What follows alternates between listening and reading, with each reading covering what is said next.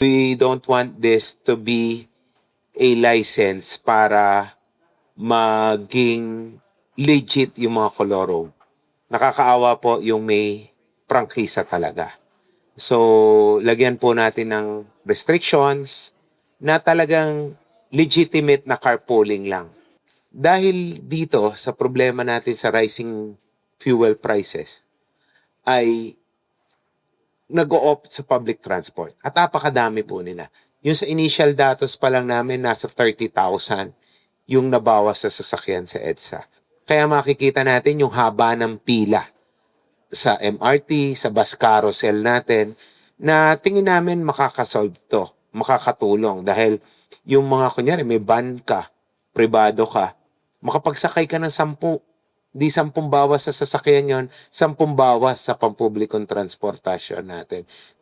We want to start the program po early next week. Early after Holy Week.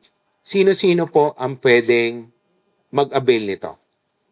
So, una, lahat po, i-open natin to sa public.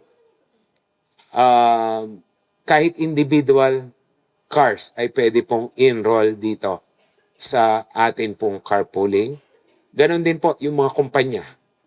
Pwede po na magtayo ng sarili nilang shuttle service. Ang nature po ng operation nito ay point-to-point lamang. Hindi po pwedeng magsasakay, magbababa sa iba't ibang lugar.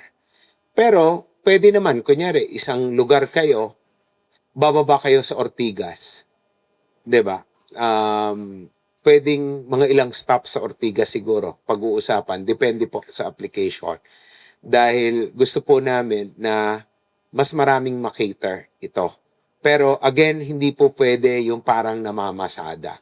Hindi po dapat siya magpa-function ng tulad ng regular na bumibiyahe natin.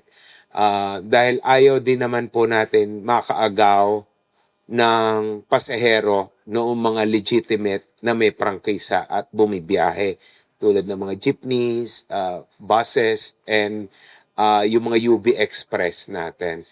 Yung fare structure, more on dapat hindi siya tataas ng sobra doon sa regular na binabayaran, ASEC. So, sana hindi gawing for profit. Or kung meron man, syempre kailangan din ma-recover yung pang-gasolina, pang-maintenance ng sasakyan, and then yung pang-parking niya siguro.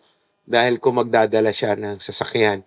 Pero wag naman po sana rin, kumbaga na makikiusap din kami ng DOTR, LTFRB, LTO, na wag naman pong samantalahin na pagtubuan ng sobra-sobra.